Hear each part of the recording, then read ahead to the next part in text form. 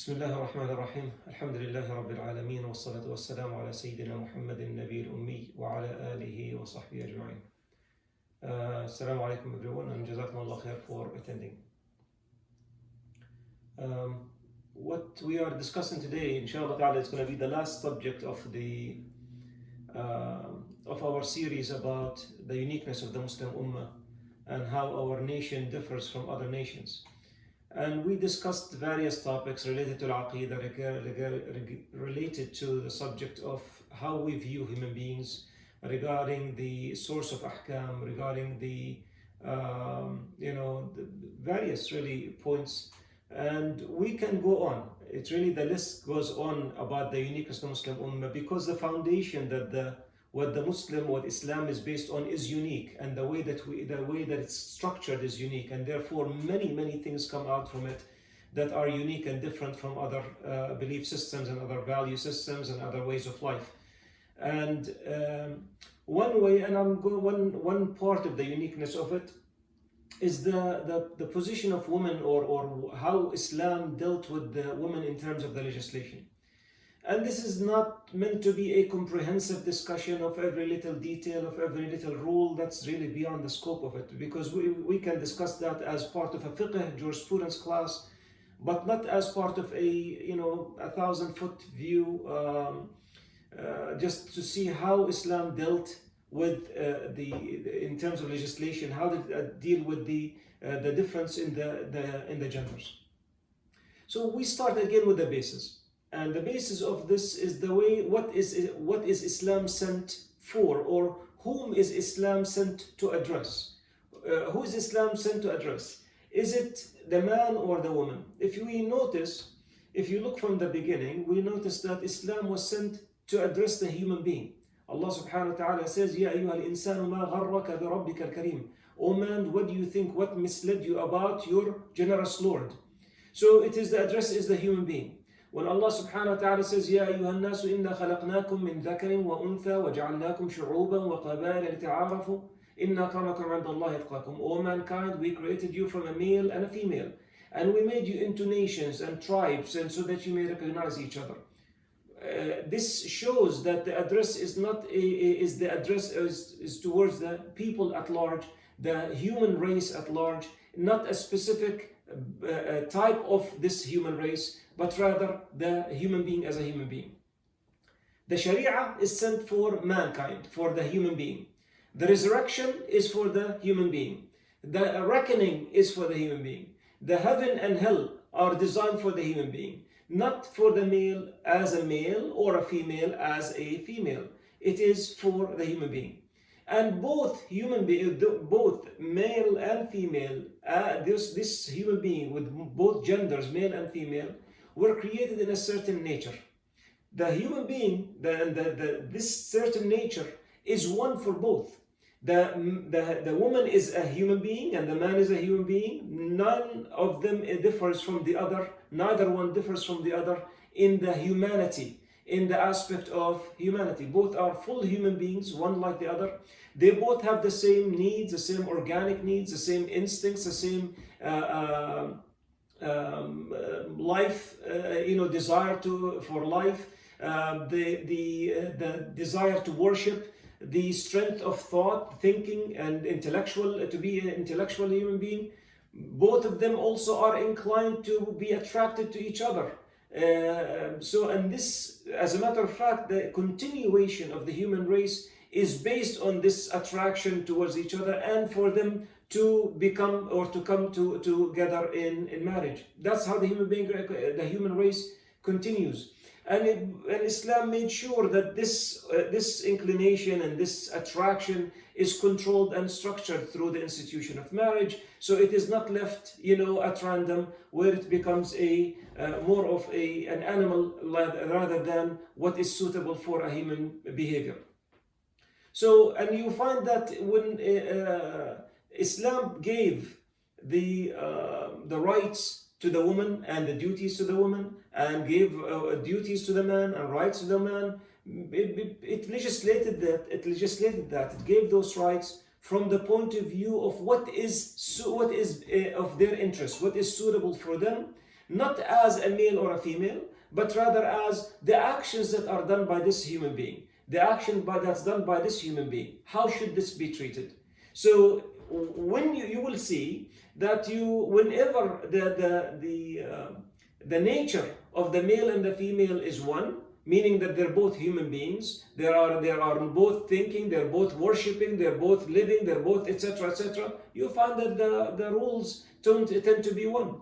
And when the human nature, because it's consistent with the human nature. But when you find that there are differences, there are differences between the men and the women. You find the rules came specifically for the male as a male, for the female as a female. But in general, as a base, as a guideline, you find that all the rules, all the commands, all the prohibitions, all the permissibilities, everything that is legislated in origin, or originally speaking, fundamentally speaking, is for the human being as a human being, regardless of their gender. And both of them see this as a matter of that Allah Ta'ala elevated both of them as a human being. When Allah Ta'ala says, وَلَقَدْ كَرَّمْنَا بَنِي آدَمَ, Allah Ta'ala elevated them, honored them as human being, not as honoring the man as a man, honoring the woman as a woman. And it's not a matter of equal or different. It's not a matter of equality or inequality, but it's a matter of a human being when they are one, when there is no difference. You find that legislation comes to address them as one. When you find that there are differences, legislation tends to be distinguishing things for the men and the women. And what we're going to do is just go skim through how some of these rules are and some of the addresses, and then I would like just to address really historically how did that pan out. Meaning, it's one thing to say, okay, this is the legislation. I don't want to call it theory, but this is the legislation, this is the idea.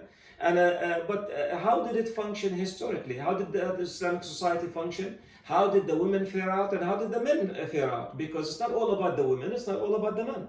It is about the human being again, and the human society at large. So, for example, we find that when it comes to Iman, the belief system, what you are supposed to believe in, the one who's addressed is the human being. It is not the male, it's not the as male, it's not the female as female. Allah subhanahu wa ta'ala says, Ya ayyuha alladhina aminu billahi wa rasulih. Oh, you believe in Allah and His Messenger, وَالْكِتَابِ الَّذِي نَزَّلَ عَلَى رَسُولِهِ وَالْكِتَابِ الَّذِي أَنزَلَ مِنْ قَبْلِ, and the book that He sent down to His Messenger, and the books that He sent down from before. This is addressing who? The people, general. Void of gender, void of time, void of space, void of, is just addressing the human being. When Allah subhanahu wa ta'ala commanded, about to seek knowledge, Allah subhanahu wa ta'ala says, اقرأ باسم ربك الذي خلق. The command to read, here is the command to the human being. You, human being, read. When Allah ta'ala says, يرفع الله الذين آمنوا منكم والذين أوتوا العلم درجات, Allah elevates those who believe from amongst you and those who are given the knowledge by degrees. Those who are given knowledge by degrees. Who are these believers? Who are the knowledge? Whoever they are. Whoever is a believer and given the knowledge of the human beings, Allah Ta'ala elevates him, meaning what? Elevates him as in reward and as in status.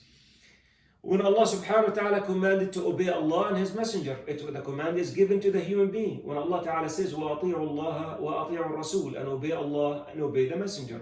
When He commanded to have taqwa, the taqwa is given to the human being. وَاتَّقُوا اللَّهَ لَعَلَّكُمْ تُفْلِحُونَ, and have taqwa of Allah, shield yourselves, or have consciousness of Allah subhanahu wa ta'ala, so you may become successful.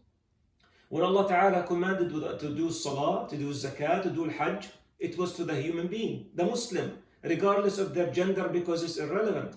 إنما بعثت, when Rasul Allah subhanahu wa ta'ala says, وَأَقِيمُوا الصَّلَاةَ وَآتُوا الزَّكَاةَ, and give zakah, establish salah and give zakah.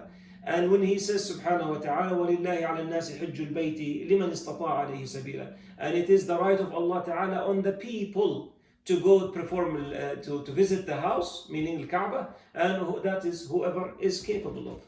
This is for everybody. When Allah Ta'ala commanded us to have good manners and good ethics and good morals, This is for the human being. Rasul sallallahu alayhi wasallam says, إِنَّمَا بُعِثْتُ لِأُتَمِّمَ مَكَارِمَ الْأَخْلَاقِ. I was sent to perfect the best of morals. So this is not to the morals of men or the morals of women, nor was he sent for the men to become better or the women to become better. It is for all the human race. Allah Ta'ala says, قُلْ لِلْمُؤْمِنِينَ يَغُضُّوا مِنْ أَبْصَارِهِمْ وَيَحْفَظُوا فُرُوجَهُم. Tell the believing men to lower their gaze and to protect their private parts. وَقُلْ لِلْمُؤْمِنَاتِ يَغْضُضْنَ مِنْ أَبْصَارِهِنَّ وَيَحْفَظْنَ فُرُوجَهُنَّ. And tell the believing women to lower their gaze and to protect their private parts. And lowering the gaze here means don't look at something that you're not allowed to look at, something that is haram for you to look at. Okay? The punishment and the reward, it is based on the action, regardless whether it's performed by the man or the woman. There is no better reward for the man for it, better reward for the woman, or the flip of it, the worse punishment for this, worse punishment for that. Allah subhanahu wa ta'ala says, وَمَنْ يُطِعِ اللَّهَ وَرَسُولَهُ فَقَدْ فَازَ فَوْزًا عَظِيمًا. And whoever obeys Allah and His Messenger, they have indeed, فَقَدْ فَازَ. فَازَ here is, it's for male and female. فَقَدْ فَازَ فَوْزًا عَظِيمًا. That they have won great victory. Allah Ta'ala also says in Surah Al-Imran, فَاسْتَجَابَ لَهُمْ رَبُّهُم أَنِّي لَا أُضِيعُ عَمَلَ عَامِلٍ مِّنكُم مِّن ذَكَرٍ أَوْ أُنثَىٰ بَعْضُكُم مِّن بَعْضٍ. And Allah Ta'ala says, Allah replied to them that your Lord does not waste, or does not reward an action of any of you, be it male or a female. You are of each other. So you are of each other. You are addressed by the same rules. Okay, and so the same thing. And I'm just to elaborate on the point. So when we have the rules about trading, about rentals, the rules about proxy, rules about child support, not child support, excuse me, الكفالة, to be a guarantor of somebody, when they borrow or when they, etc. These are all made without reference to any gender, without being specific that this is for male, for women. So it is known, it is established. You don't need to prove that the man and the woman, they are to buy and they are to sell, they are to rent and they are to, to rent from and to rent to, they are to be proxies, etc., etc. All of them are void. These rules are void. As a matter of fact, many texts came and emphasized, the idea that this is for the male and the female, that the legislation is for the male and the female. For example, in Surah Al-Ahzab, when Allah subhanahu wa ta'ala says, إِنَّ الْمُسْلِمِينَ وَالْمُسْلِمَاتِ وَالْمُؤْمِنِينَ وَالْمُؤْمِنَاتِ وَالْقَانِتِينَ وَالْقَانِتَاتِ وَالصَّادِقِينَ وَالصَّادِقَاتِ وَالصَّابِرِينَ وَالصَّابِرَاتِ والخاشعين والخاشعات والمتصدقين والمتصدقات والصائمين والصائمات والحافظين فروجهم والحافظات والذاكرين الله كثيرا والذاكرات أعد الله لهم مغفرة وأجر عظيما. Indeed, the Muslim men and Muslim women, the believing men and believing women, the obedient men and obedient women, the truthful men and truthful women, the patient men and patient women, the humble men and the humble women, the charitable men and charitable women, the fasting men and fasting women, the men who guard their private parts and the women who do the same, and the men who remember Allah often and the women who do the same. For them, not because they are male or female, but because these are qualities, these are the rules that they abided by, of truthfulness, of humility, of protecting their private parts, etc. All of that, Allah has prepared forgiveness and a great reward for them. And look at the other rules, like in the case of inheritance. للرجال نصيب مما ترك الوالدان والأقربون وللنساء نصيب مما ترك الوالدان والأقربون مما قل منه أو كثر نصيبا مفروضا. For men is a share of what the parents and close relatives leave, and for the women is a share of what the parents and close relatives leave. Be it little or much, an obligatory share. Everybody is assigned a specific amount, and this is again emphasized that it is for both.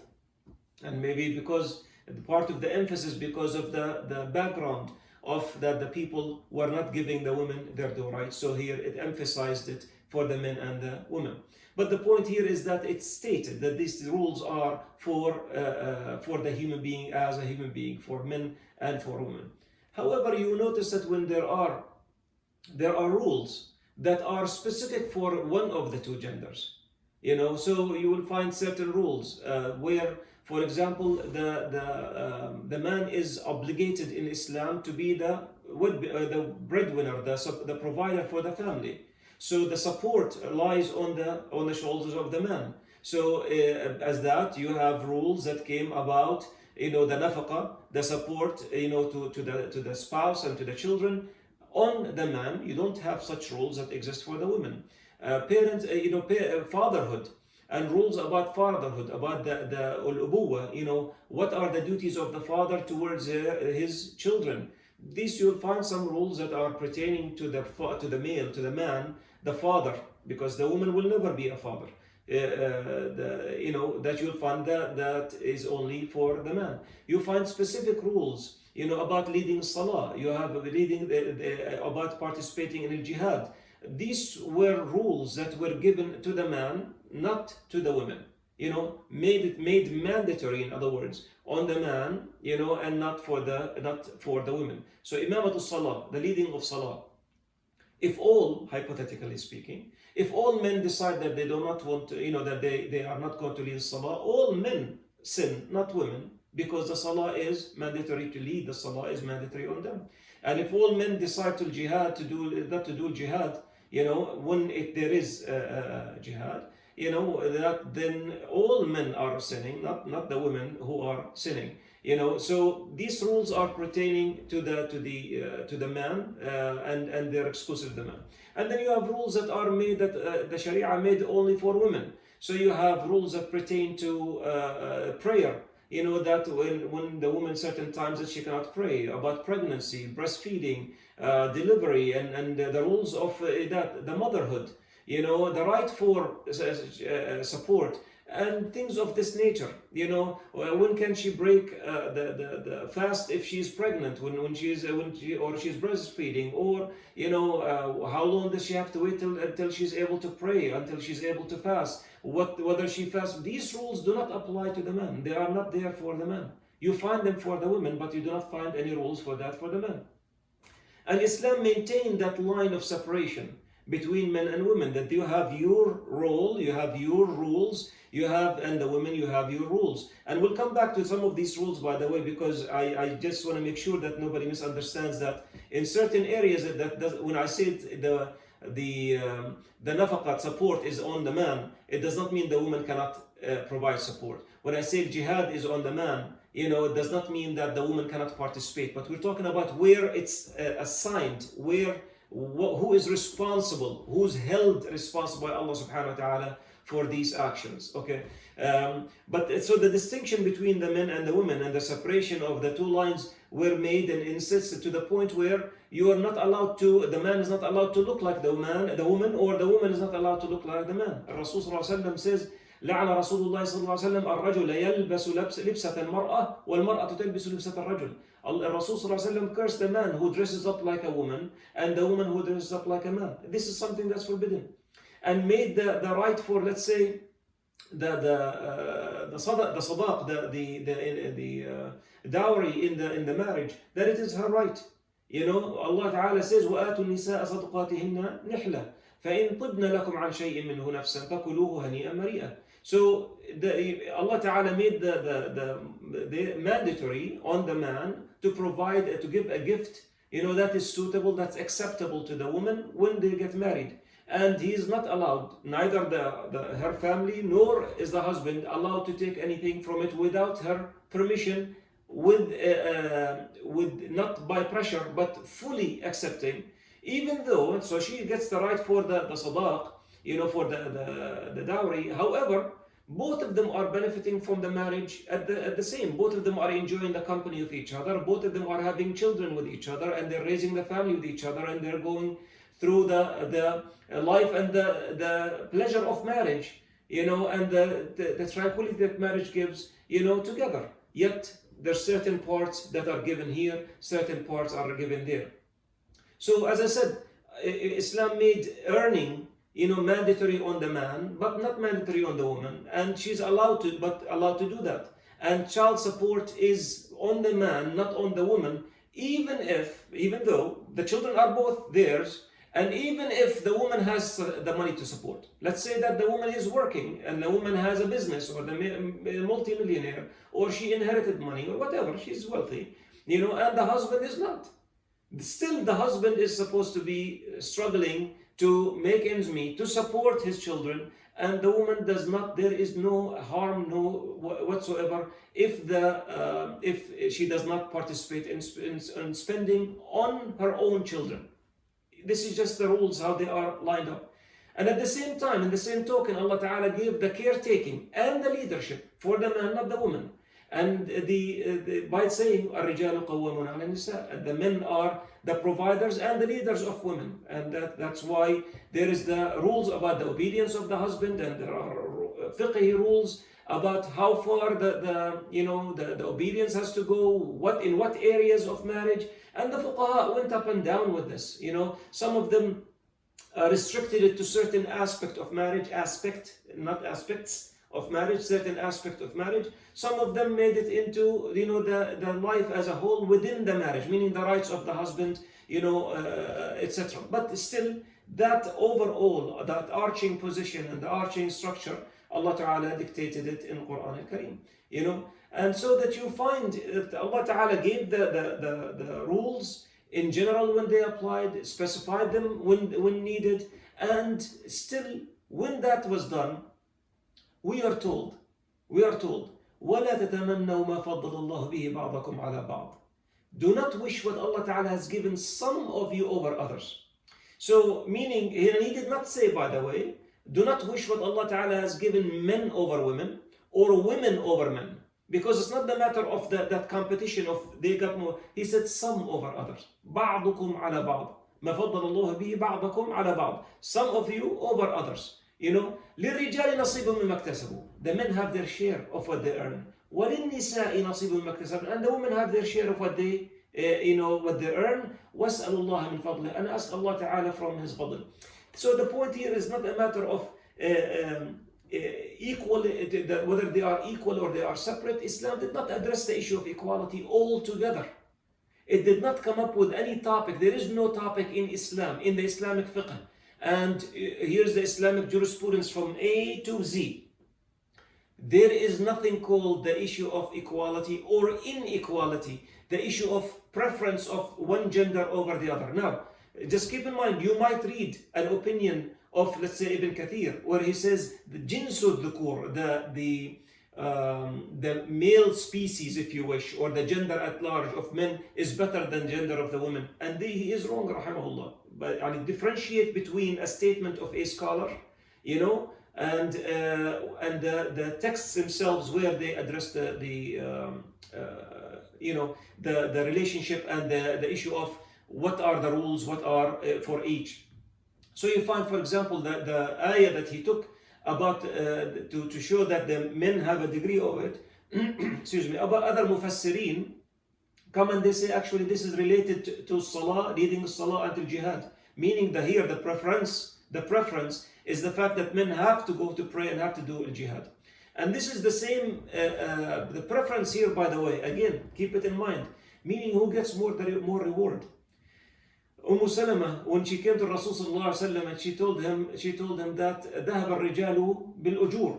Men are getting all the rewards. Why? She said they attend the Salat al-Jama'ah, exactly what we're saying. So they attend Salat al-Jama'ah and they go to jihad, and we are at home taking care of the children. So Rasul sallallahu alaihi wasallam told them that jihadukunna al-Hajj. Your jihad is al-Hajj. You get out of doing al-Hajj what the man does not get, because the issue of the reward, getting closer to Allah Ta'ala, it is not a matter of who is quote unquote better or who is worse, who is equal, who is not equal. He said that your jihad is actually al-Hajj.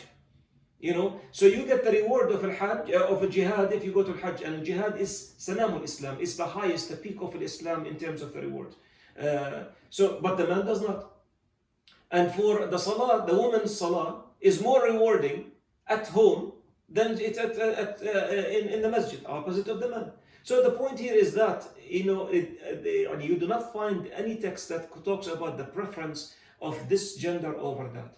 It's on the contrary. It says you don't even get into it by saying, do not wish what Allah has given. I wish that Allah Ta'ala made actually child support and the work on the women, because I'm a homebody. I like to stay home and I would like to sit and watch TV, and I'm not saying this is what women do. I would like to do that, okay? So let the wife work and let me sit home. Allah Ta'ala said, do not wish what Allah has given some over others. You have your share of what He legislated, subhanahu wa ta'ala, and the women have their share of what Allah Ta'ala legislated, and ask Allah Ta'ala from His fadl. Okay, and here again, to say that the woman, for example, you find many rules that indicate the fundamental job of the woman in Islam is that she is a mother and a housewife. And now, of course, becomes like yucky. How could you say this? How can she establish herself, and how can she? And this is now we are judging from somebody else's point of view in life, not Islam. When you judge from Islam, the value of the action is not dependent on how much material gain, the materialistic gain that you can get from it. It's not measured by the dollar. So that say I work, you do not, and therefore I contribute more. I am better. This is the value of the task or the any job that we do. Is not based on materialism. It is based on how Allah Subhanahu wa Taala sees it. That's how we Muslims view things. But again, when people now here say a housewife, automatically two things come to mind. That automatically she's deprived from going out and working, etc.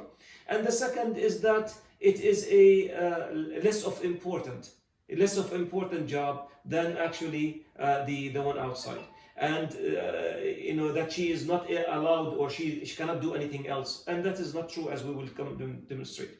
To say that the woman is, fundamentally speaking, a mother and a housewife, when Allah Ta'ala, and we Muslims brag that Allah Ta'ala, how much Allah Ta'ala honored the mother.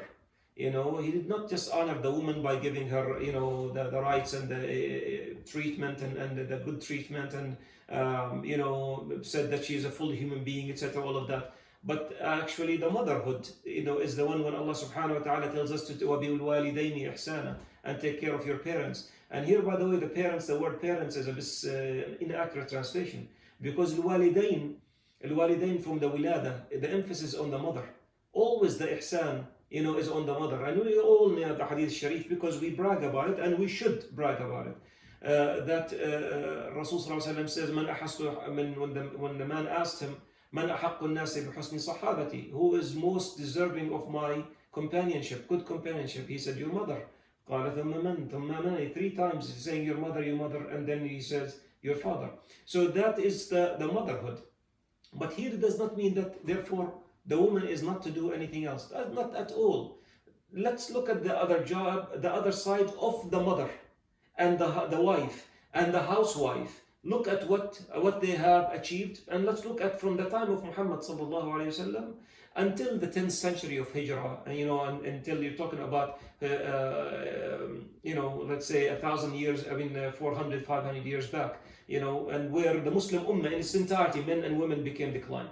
But the point here is that let's look at what happened, and some glimpses to just to show where that this does not negate something else. Okay, so you will find actually in the various lives of life, various aspects of life, you have women who were warriors who participated in jihad, who were fuqaha, they were faqihat, they were people who were knowledgeable, and they held teaching positions and they taught others. They were mujtahidat. They were able to derive rules and teach and apply it, give fatwas to a people. They were actually orators, speakers in the masajid. They used to climb the minbar, not the Jum'ah, not khutbah al-Jum'ah, but they used to climb the minbar and give wa'ad. They give lessons and classes, participated by people, men, women.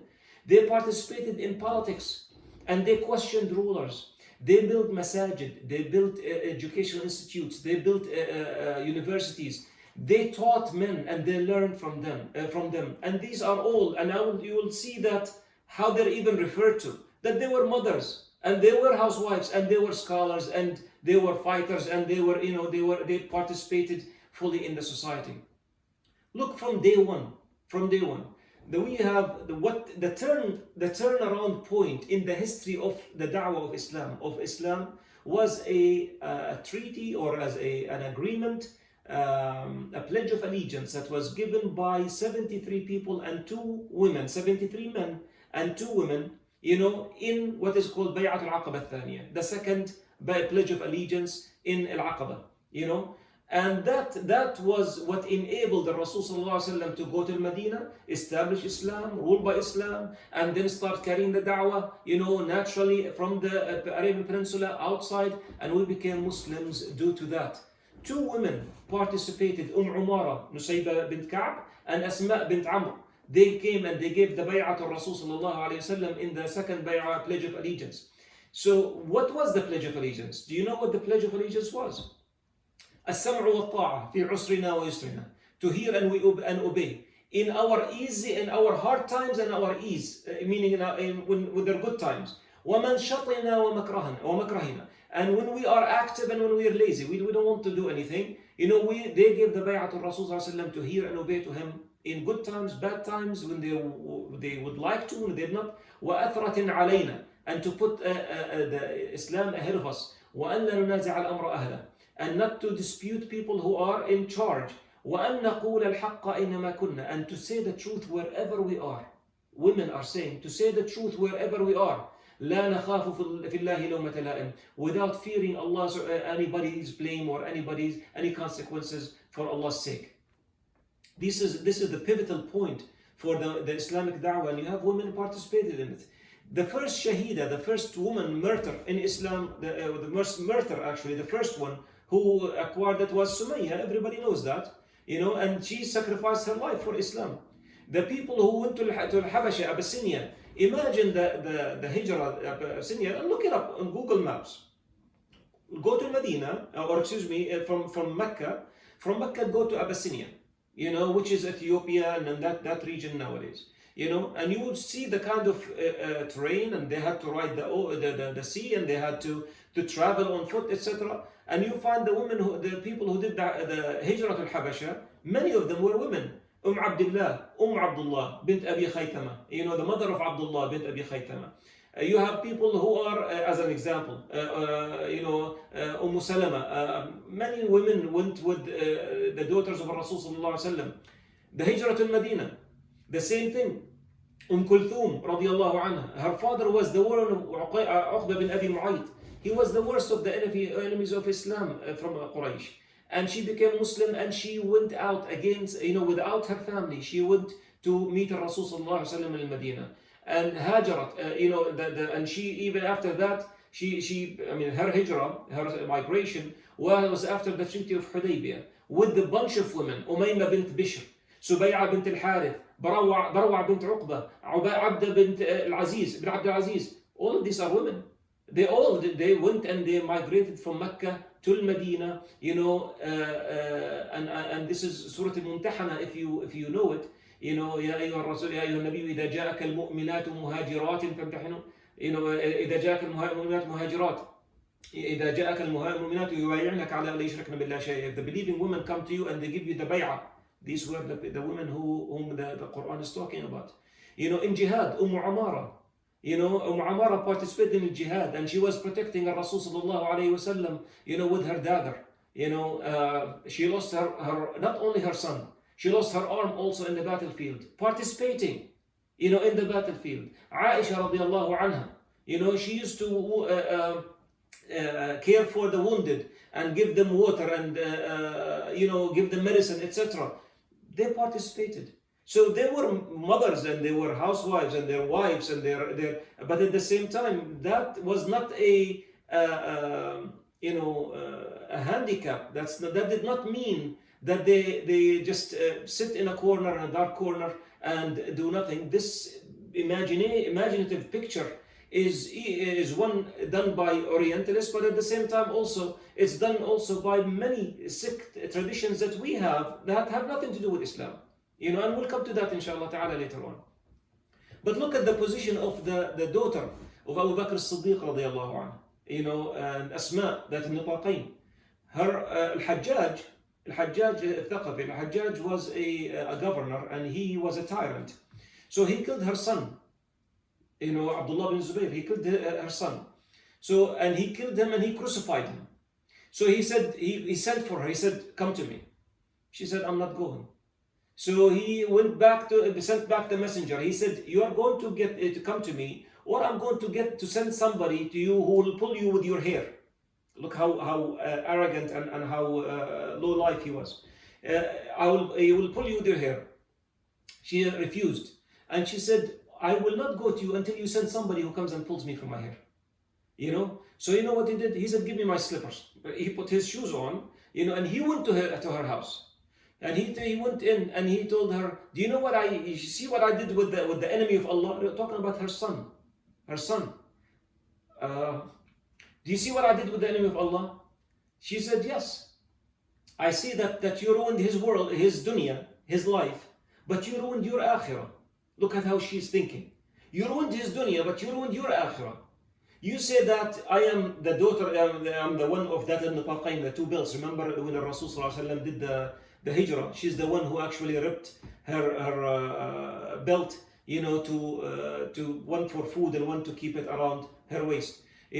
So she said, I'm the one who did that, and I'm the one who ripped my belt, and I'm the one, to do, did what she said. And she said, as for Rasulullah, the messenger told us that if in Thaqif, there's a person who's a liar and a person who is a destroyer. The liar, she's talking about the Thaqif, the liar is Muslim Musaylim al-Kadhab, the one who claimed he was a prophet. She said in Thaqif there's a liar and there's a destroyer, somebody who's destructive and somebody who's no good. So she said the liar we know, and the mubir, the one who is destructive, I believe it is only you. So he just left. That speaking what they say, truth to power, standing up to the ruler, somebody who walks with his sword and spills blood before he talks, that is not a weak woman. That is not somebody who is afraid. That is somebody who views things. And look at the reference points that she had. This is talking about Rasul told us such and such. This is from the early days of Islam. And in knowledge, and I want to emphasize about the knowledge for a reason. I will mention it later on, inshallah. Abu Musa al-Ash'ari, radiallahu anhu, one of the Sahaba, he said, ما أشكل علينا أصحاب رسول الله صلى الله عليه وسلم حديث قط فسألنا عائشة إلا وجدنا عندها منه علما. Subhanallah. We, the companions of the Prophet, whenever we got stuck, we did not know something, we asked Aisha, and we found her to have knowledge. Meaning in everything we asked her, whenever we got stuck, we went to ask Aisha and we found that she has knowledge. I want to say that Aisha radiallahu anha was after Rasulullah, she was home. She is not somebody outside. And yet at the same time, it was her role was the educator of the Sahaba. And neither she had an issue teaching the men who came to ask, because you cannot, the rule about, for hiding knowledge applies to void of gender. It's for both. So she could not hide knowledge, and seeking knowledge, it does not say seek it from men only, from women only. They went whenever they found it, they went and they asked. Sakina bint al-Husayn was from the scholars as well. Nafisa is also from the descendant of al-Hasan. Zainab she was a doctor, a physician. And this is from the time of Bani Umayyah. This is the first 100 years of after the death of Rasul sallallahu alaihi wasallam. She was the physician from Bani Aud, at the time of Bani Umayyah. If I may jump just in history, just because of the sake of time. Ibn Hajar al-Asqalani, and if anybody who knows, anything about something called hadith, Ibn Hajar al-Asqalani's name comes up. And what the names I'm about to mention, in case for some of us if they don't know. So the names I'm about to mention are the biggest names in the history of knowledge for Muslims. Historically, when I say Sakhawi, when I say Al-Hafidh ibn Hajar, when I say As-Subki, when I say Ibn Kathir, when I say, these are the major people in the Islamic knowledge. Ibn Hajar, rahimahullah, who's the most famous book is the explanation of Al-Bukhari. He had a sister, her name was Sitt al-Rukab. Ibn Hajar said about her, she was a reader, and she used to write as well. And she was a magnificent, she was an u'juba. U'juba is something like a wonder in her intelligence. And she is my mother after my mother. Ibn Hajar, his wife, that was his sister, Ibn Hajar's wife, was a woman called Uns Khatun. And the men used to come to her house in the presence of her husband. That was his wife. She used to sit and she used to teach the men, and she used to give them the ijaza in ilm al-hadith, in the knowledge of hadith. And as our lexicons and our dictionaries, when they talk about who's who, they say وَقَرَأَ عَلَيْهَا الْفُضَلَاء. The best of scholars were reading in front of her. Basically, we take the ijaza, the certificate of approval, by your sheikh, your scholar, approving whatever you are reciting or whatever type of knowledge you're doing. So she used to take care of the people who would come, and Ibn Hajar al-Asqalani used to sit and listen to her teach the people. Imam al-Sakhawi, who wrote about the dictionary of women, who's who in women, in the 9th century of Hijrah. He wrote 390 women who were narrators of hadith and scholars. Amongst and the total number of women he documented was 1,000 women. You don't document somebody like me. You document scholars. You document people who are actually, who are mujtahids, who are reporters of hadith. He cited 1,390 of them were, reporters of hadith. He himself had 85 sheikha. He had 85 women teachers who taught him. 85. Ibn Hajar al-Asqalani, the one that we were talking about before, he had 54, according to Imam al-Sakhawi. Ibn Hajar al-Asqalani had 54 women who taught him. That's according to Sakhawi. In the Ibn Fahd actually counted them 170 women who taught Ibn Hajar al-Asqalani. Ibn Kathir, counted 80 women to be of his teachers. Ibn al-Jawzi had 3 women teaching him. Al-Hafidh al-Mundhiri, these are huge names. 33 sheikhas, 33 women scholars who taught him. Imam al-Dhahabi mentioned this, the historian Najmuddin al-Ghuzzi. He wrote about one of the most famous women in his time, Al-Sheikha Aisha al-Ba'uniyya. He said she is unique in time. She's unique in time. There's nobody like her. She is somebody unparalleled in her in her khuluq, in her manners, in her ilm, in her knowledge of literature, in her poetry, in her religiosity. And she said that she was given the fatwa she was given the permission to give fatwa and to teach. And she wrote many books, etc. Ibn Asakir, great historian. He said 80 something women were his teacher. Karim al-Marwaziyya was from the sheikhs of Al-Bukhari. Al-Bukhari, the one who wrote, compiled Sahih Al-Bukhari. A great muhaddith. Karim al-Marwaziyya was his teacher. The historian Salah al-Safadi used to talk about Imam al-Dhahabi again, and these are big names. If you talk about Imam al-Dhahabi, great historian, great people of who's who, etc. Imam al-Dhahabi used to feel so bad because he tried to meet the Muhammad, the mother of Muhammad, Sayyida bint Musa. That's what's her name. Sayyida bint Musa bin Uthman al-Maraniya al-Misriya, who died in 695. So he was eager to meet her, and he traveled. He said, in Imam al-Dhahabi, when he talked about her, he said, I traveled to meet her, but she died when I was in Palestine, and he said, I was dying, كنت أتلف على لقيها. I was dying to meet her, and I thought that she was alive, so I traveled, but once I got there, she had died 10 days before. Okay, and she was unique amongst the other other scholar women and faqih women, the women jurists, etc. Another one is that الشيخة الصالحة محمد بنت تقي الدين الواسطي. She was the one who giving the ijaza for others. And I'm sorry, I'm being repetitive, but I'm doing it really for a reason. You find that actually that all of this was consistent, it did not stop. You find in Islam, if you talk about a unique thing, Islam never separated between ilm, knowledge, and religiosity.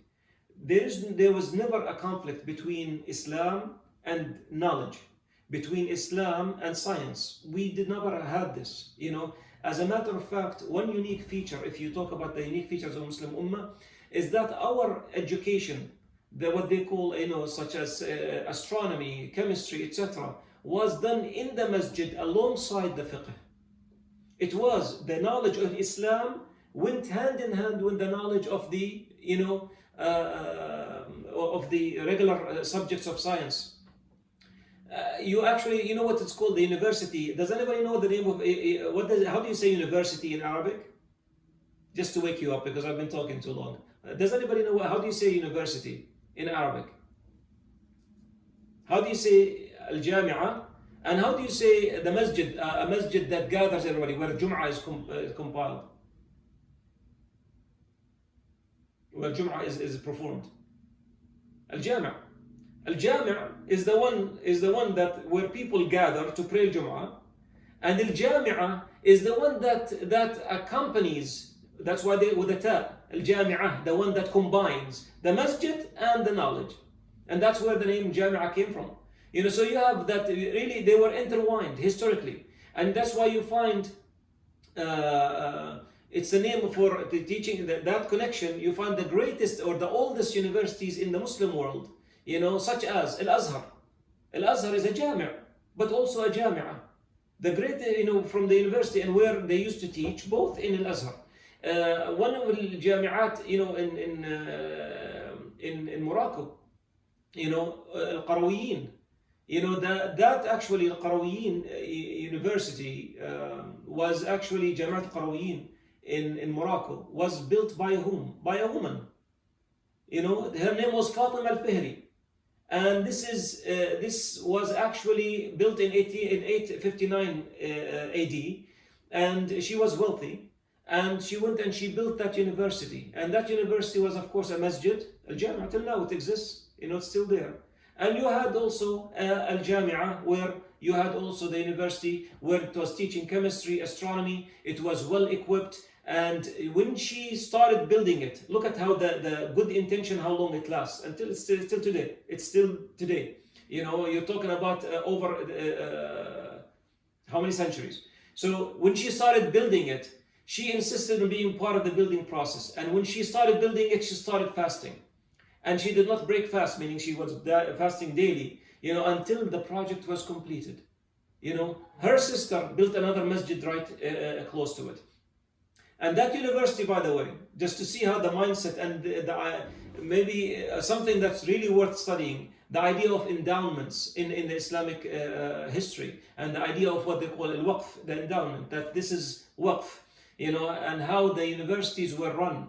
People used to come and study for free. They studied in the university, study astronomy and study physics and study chemistry and math and Islamic studies. They were all, for free, because there were people who were actually supporting this process as well. And the Muslim women were, as we just see, they were an integral part of it. Okay, they were an integral part of it, and they built the university. The first university to be built was that.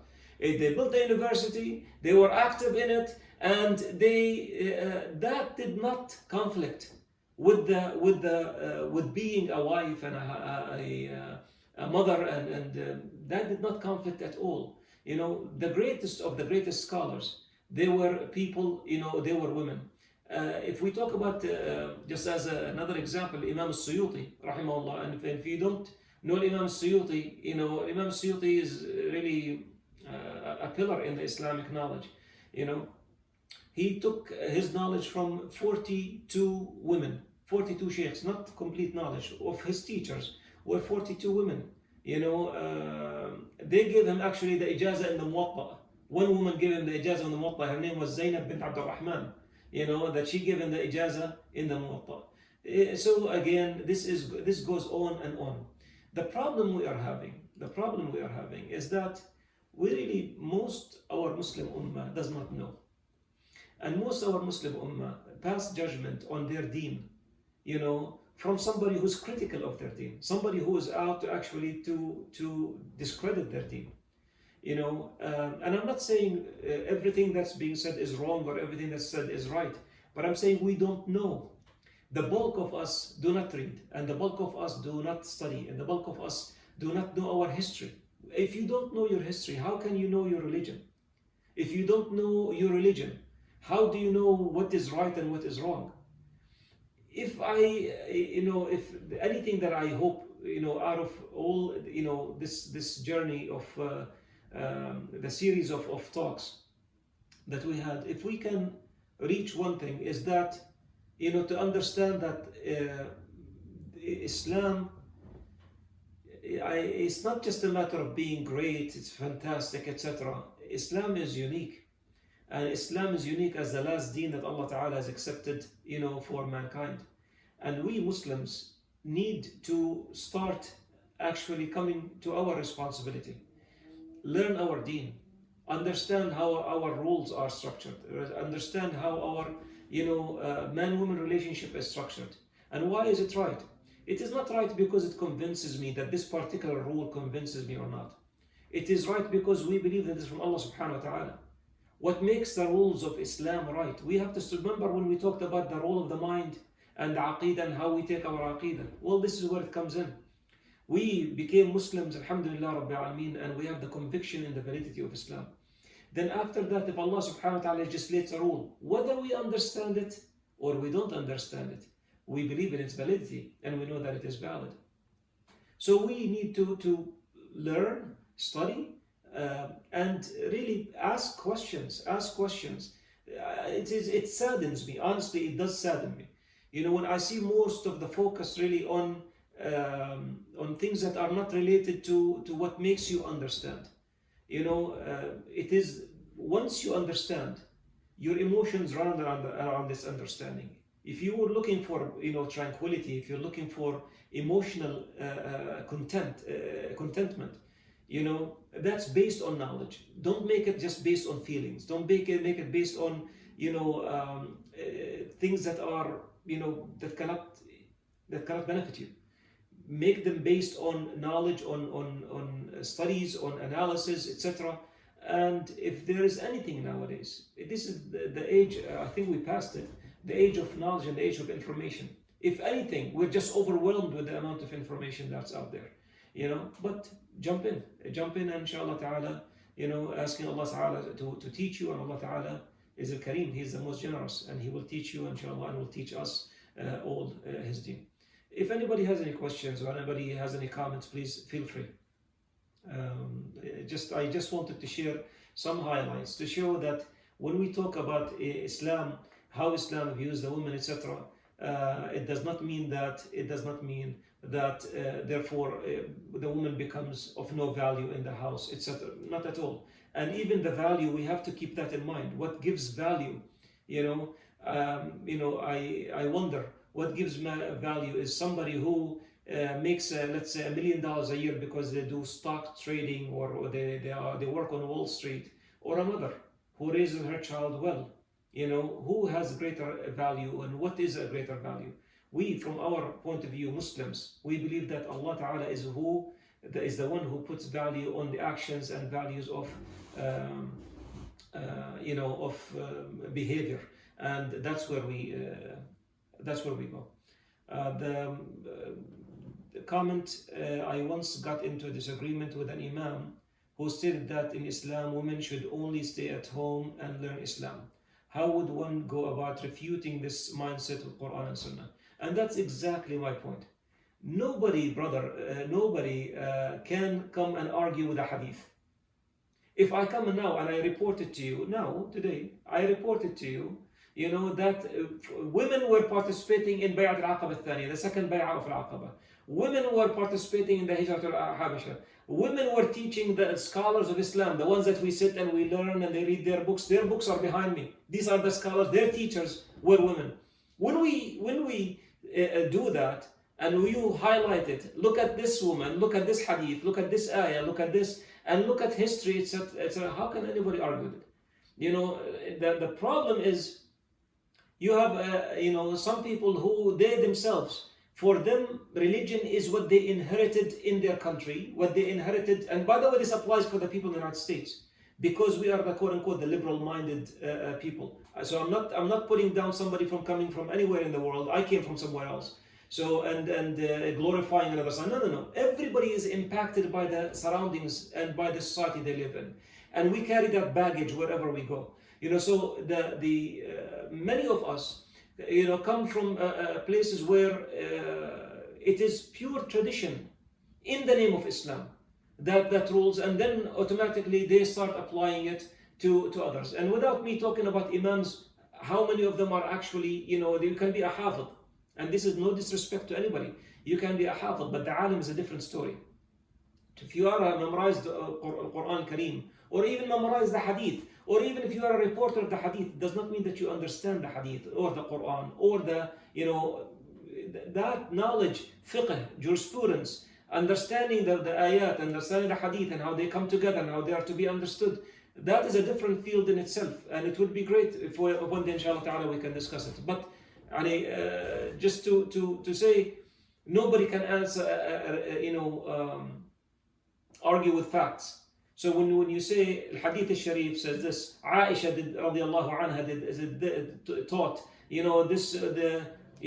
and being at home, by the way, being at home, really, what does it mean? Does it mean that the woman cannot go outside?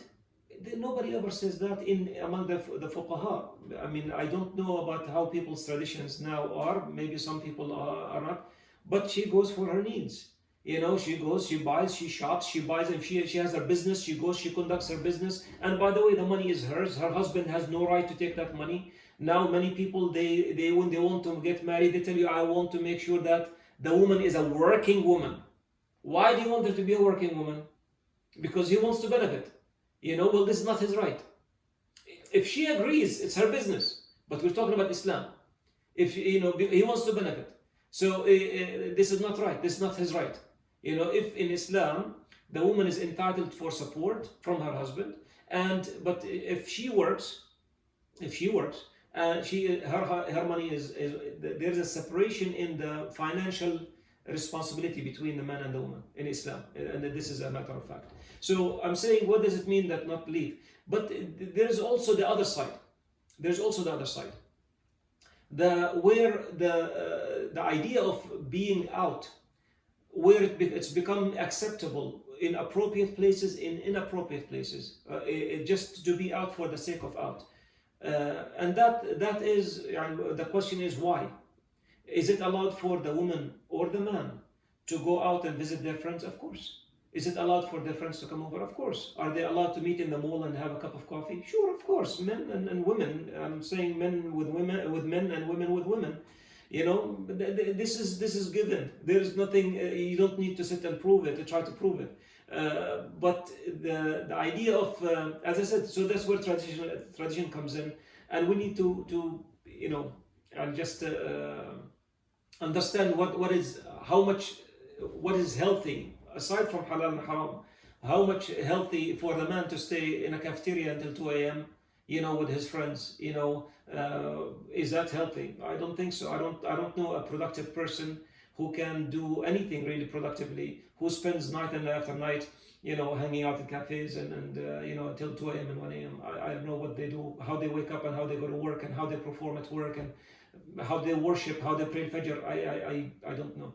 So I'm saying that these are the things that from a norm or a good practice, bad practice, but not from halal and haram.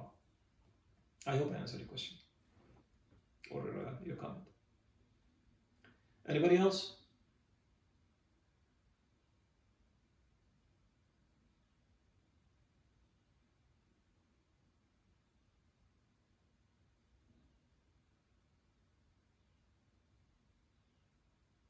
Ameen. mean, and maybe now when let me just throw this in again. And nowadays, you have people who ask for women's rights, and women should get their full right fully. There's no Muslim, sane Muslim, sincere Muslim would say otherwise. But now the rights that we're talking about and the idea of the women getting their rights, it has to be properly defined, properly addressed. I've read many articles, and I researched it really for about 4 years. The women movement and the quote-unquote Muslim women movement, and what they are asking for. If anybody asks for, anybody, man or woman, asks for their Islamic rights given to them, there is absolutely nobody can say no. On the contrary, the one who tries to stop it would be committing a sin. But what is now the trend amongst some women movements, after under the banner of getting their rights, etc., actually is to change Islam altogether. You find that many of them, or many calls amongst them to eliminate the Sunnah totally. For example, there is no Sunnah. We just take the Quran. Why? Because the Sunnah deals with details. And really, if you reject the Sunnah, if you remove the Sunnah, you just blow up the Quran. There is nothing called Quran after that. Because it becomes just a book. You cannot implement it, you cannot act upon it. The bayan, the explanation that was tasked with the Rasul Sallallahu Alaihi Wasallam cannot be carried out without it. And at the same time, even with the Quran, they went against any rule, linguistical or Shari'i rule, in how to understand the text, so that they would come to text that they do not like, or the text to text that they like, and they modify them, they modify the understanding, to present it in a way that really, at the end of the day, it is to match the Western approach and the Western standards for what is a right for a woman. So you ask, so if now you reach the what they accepted, today as rights for women, well, one hallmark of the Western civilization is that it's ever changing. Remember, in just a few decades ago, women were less than men, and they were not allowed to vote, and they were viewed as less than men.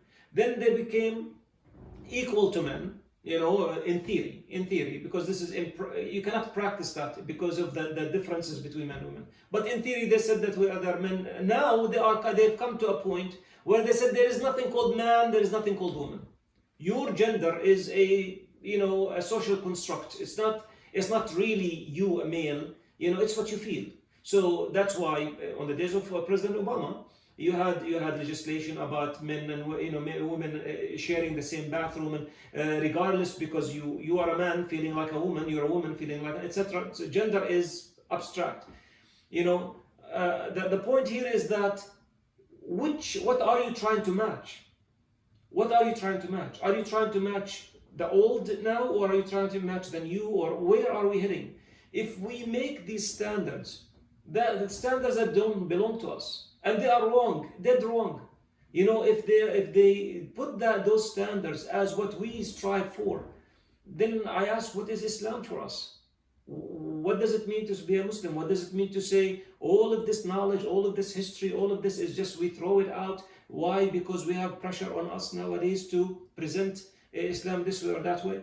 It should not be. It should not be. So we should support anybody who wants to get if anybody is and really, by the way, nowadays it's not an issue really of Muslim women being abused in the name of culture, in the name of the systems, corrupt systems in the Muslim world. But also men are abused in the name of culture, in the name of systems in the Muslim world as well. The abuse is for man, for the human being as a human being. And so we are talking about the uniqueness of the Muslim Ummah. We are right now, as we stand, we are a declined nation. We are a declined Ummah. We left that which makes us different. We left that which makes us unique. We left that which makes us able to lead others to goodness. Able to introduce Islam to the world, in a positive way. We lost that, and therefore now we're crumbling on every part. We're trying to imitate, thinking that the way that we go back, the way we revive, the way that we can, is by imitating this and that. Regardless what we're imitating, whether it's consistent with our belief systems, our value systems, our way of life, our book, our sunnah, or not. Some of us have gone to that extreme. And I'm saying we should be all for the Islamic rights for Muslims, and we should be all for when an opinion, even by Islamic scholars, given that's wrong, should be challenged, absolutely. By people who are qualified to do it, men or women. This is not, as we just saw, knowledge knows no gender. You either know or you don't know. You either sat for hours on end to learn or you did not. And so that has that's what needs it. If there's a wrong opinion, it needs to be corrected by people who are qualified to do it. And if there is a right opinion, it should be introduced as the right opinion. We should embrace it because it is the right opinion. May Allah Ta'ala guide us to that which He loves, subhanahu wa ta'ala.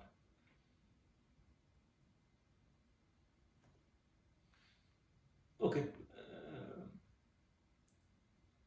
Barakallah feek. Okay, then inshallah ta'ala, with your permission, Brother Ahmed, are we good, or is there anything else that needs to be discussed?